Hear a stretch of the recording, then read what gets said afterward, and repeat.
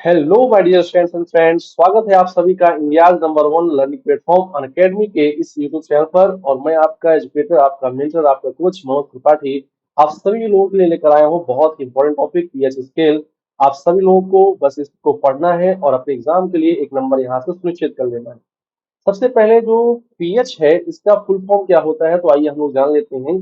PH means power of hydrogen, या फिर आप इसको बोलते हैं पोटेंशियल। क्या बोलते हैं? पोटेंशियल।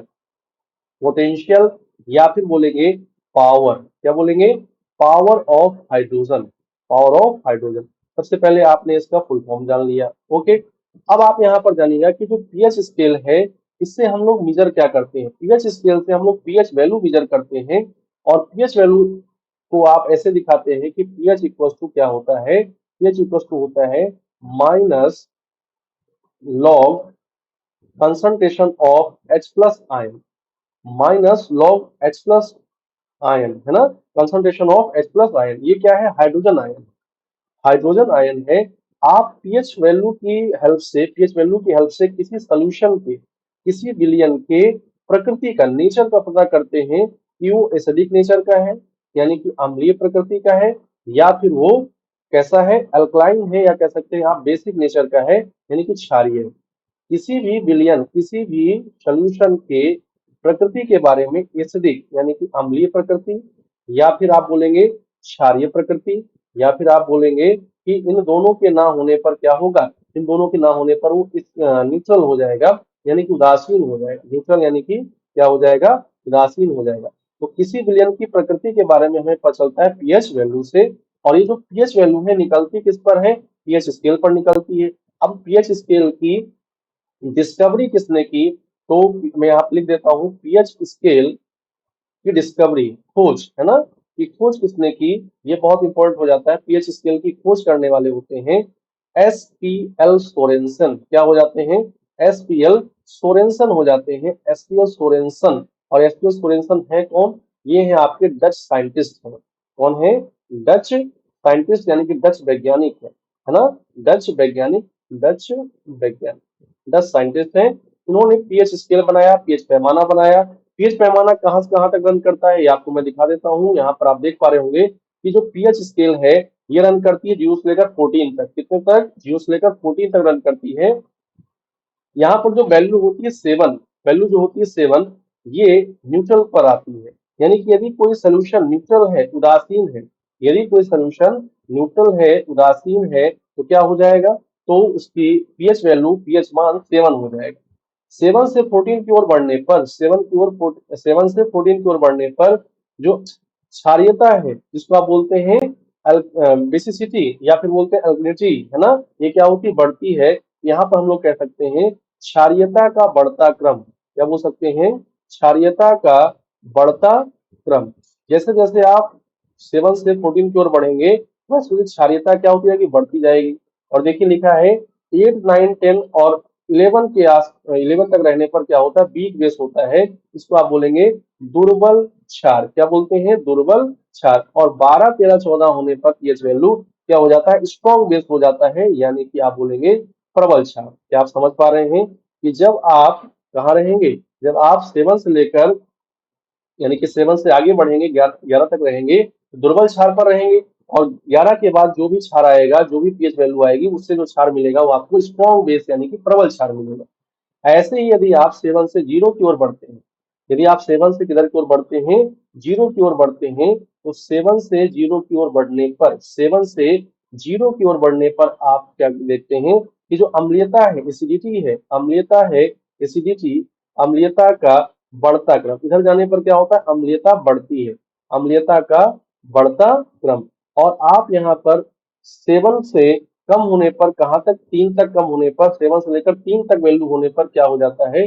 7 से लेकर 3 तक की जो वैल्यू होती है वो वीक एसिड के अंडर में आती है, यानी आप कह सकते हैं दुर्बल क्षार, सॉरी दुर्बल अम्ल हो जाएगा। यहाँ पर क्या हो जाएगा? दुर्बल अम्ल हो जाएगा। और ये स्ट्रॉन्ग एसिड, यानी कि इसको आप बोलते हैं प्रबल अम्ल। इसको आप क्या बोलते हैं? प्रबल अम्ल। ओके, ये क्या हो जाता है? प्रबल अम्ल हो जाता है। आई होप कि आपको इतनी बात समझ में आई होगी कि जितना वैल्यू 0 के करीब रहेगा उतना ही अम्ल क्या रहेगा? प्रबल रहेगा। जितनी वैल्यू 14 के करीब रहेगी, 14 के करीब रहेगी, उतना ही क्षार जो है वो प्रबल होता जाएगा। ठीक है, गॉट इट। अब देखिए हम लोग यहाँ पर क्या करते हैं, अपने एग्जाम पॉइंट ऑफ व्यू से बहुत से क्वेश्चन ऐसे देखते हैं कि जहां पर आपको सीधे सीधे pH value, direct exact value देनी होती है पीएच वैल्यू की, है ना, एग्जैक्ट वैल्यू देनी होती है पीएच वैल्यू की। तो जैसे कि यहाँ पर आप देखिए बैटरी में जो अम्ल होता है, प्रयुक्त अम्ल होता है, उसको आप कहते हैं कि उसका नेचर कैसा होता है, एसिडिक नेचर होता है। कैसा होता है? एसिडिक नेचर होता है। ठीक है, इसके बाद स्टमक एसिड, यानी कि जो पेट में आमाशय में जो अम्ल बनता है उसका नेचर भी कैसा होगा? एसिडिक। कितनी पीएच वैल्यू हो जाती है? 1। अभी एग्जैक्ट वैल्यू की बात नहीं करी, यहाँ पर केवल और केवल आप क्या ले रहे हैं, एक रेफरेंस ले रहे हैं कि एसिड होगा या फिर बेस होगा। और फिर एसिड होगा तो क्या ये प्रबल एसिड की तरफ जाएगा, यानी कि प्रबल अम्ल की ओर जाएगा, या फिर दुर्बल अम्ल की ओर जाएगा? यदि क्षार होगा तो ये प्रबल क्षार की ओर जाएगा या फिर दुर्बल क्षार की ओर जाएगा? ये आप यहाँ पर एक नॉलेज ले रहे हैं, या कह सकते हैं यहाँ पर एक रेफरेंस ले रहे हैं। ठीक है ना। अब देखो यहाँ पर ये लेमन, विनेगर यानी कि नींबू, और आप विनेगर, सिरका, टोमेटो, टमाटर, कॉफी, मिल्क, ये सब क्या हो जाते हैं? ये सब हो जाते हैं आपके अम्ल। क्या आ जाते हैं? अम्ल आ जाते हैं। जो वाटर होता है ना, जो वाटर होता है प्योर वाटर, प्योर वाटर यहाँ पर बोलेंगे प्योर वाटर। जो प्योर वाटर होता है उदासीन होता है, न्यूट्रल होता है, यानी कि आप उदासीन बोलेंगे। इसके बाद ब्लड, बेकिंग सोडा, खाने वाला सोडा, है ना, ब्लड, बेकिंग सोडा, खाने वाला सोडा। स्टमक टैबलेट, जो कि पेट के लिए टैबलेट आती हैं। तो पेट में आमाशय में कौन सा रस बनता है? आमाशय में बनता है जठारस। जठारस में क्या होता है?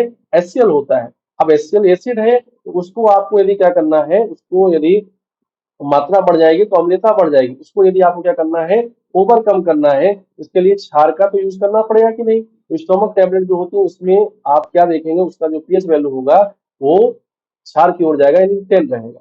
फिर अमोनिया सोल्यूशन, अमोनिया का विलयन 11, सोप 12, ब्लीच, ड्रेन क्लीनर, ये सब जो है क्या हो जाते हैं? क्षार हो जाते हैं। आइए मैं आप सभी को एग्जैक्ट वैल्यू बता देता हूं ताकि आपके एग्जाम में एक नंबर पक्का हो जाए।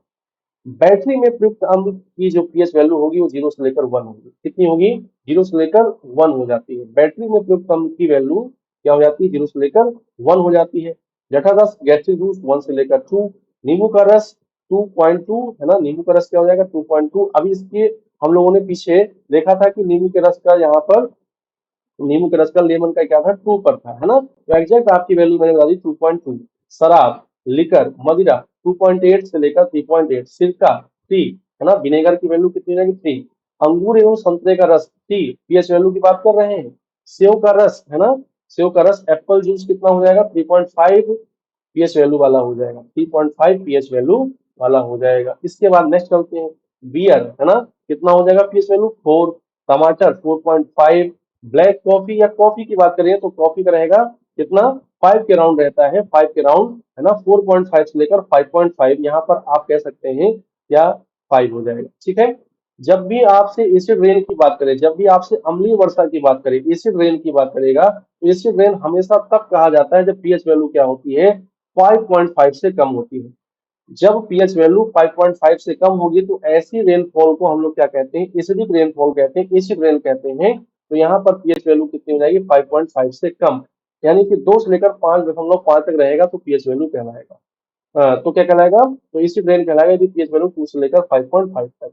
सामान्य वर्षा की बात करें, है ना, यानी कि नॉर्मल रेनफॉल की बात करें तो नॉर्मल रेनफॉल कैसी होती है?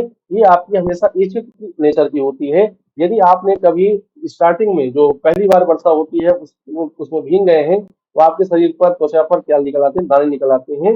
ये इसके एसिड के कारण होता है कि इसकी जो नेचर है एसिडिक हो जाता है। मानव मूत्र वेरी वेरी इंपॉर्टेंट है, ये सब जो मैंने यहाँ पर लिखे हुए हैं ना बहुत इंपॉर्टेंट है। मानव मूत्र का पीएच मान कितना हो जाता है? 6, है ना। यस, यानी कि इसमें रहता है यूरिक एसिड। क्या रहता है इसमें? यूरिक एसिड रहता है। तो आप आसानी से पहचान लेंगे कि एसिड होगा, इसका नेचर कैसा होगा? एसिड। और यहाँ पर वैल्यू हो जाती है 6, है ना। मानो लार की बात करें, है ना, मानो लार की बात करें, या फिर आप कह सकते हैं सलाइवा की बात करें, सलाइवा का नेचर भी कैसा होता है? एसिडिक होता है, स्लाइटली एसिडिक होता है, और 6.4 से लेकर 6.8 होता है। दूध, है ना, मिल्क, ये कैसा होता है? इसमें होगा लैक्टिक एसिड। क्या होगा? लैक्टिक एसिड होगा। इसलिए आप याद रखिएगा कि इसकी भी प्रकृति, नेचर कैसा है? इसका भी नेचर हो जाता है अम्लीय, 6.8। शुद्ध जल की बात करें, यानी कि प्योर वाटर की बात करें, ऑलवेज प्योर वाटर ही आपका क्या रहेगा, उदासीन रहेगा, पीएच वैल्यू 7 रहेगी। इसके बाद नेक्स्ट पर आते हैं आंसू। ये हैं आपके टीयर्स। टीयर्स जो होंगे, यदि कभी आप रो रहे हो और आपके आंसू जो है आपके मुंह तक आ जाए, तो आपको कैसा अनुभव होता है, आपको कसैला अनुभव होता है, क्योंकि 7.4 है।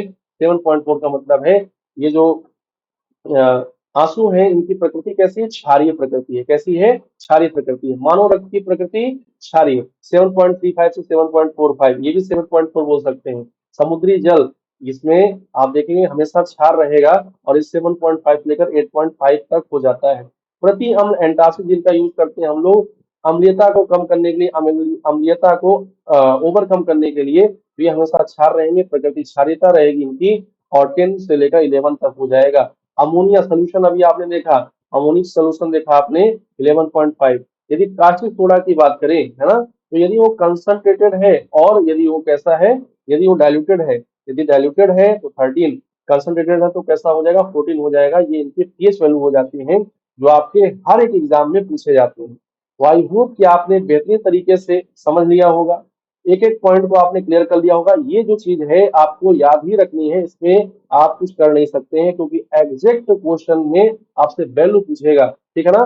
प्रकृति तो ठीक है, प्रकृति को आप पहचान लेंगे, प्रकृति को आप एलिमिनेट करके आंसर कर सकते हैं, लेकिन एग्जैक्ट वैल्यू पूछेगा तो आपको ये याद ही रखना पड़ेगा, ठीक है ना।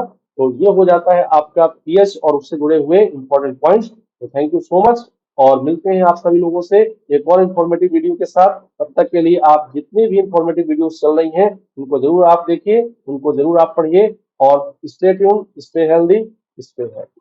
Thank you so much, and let's crack it.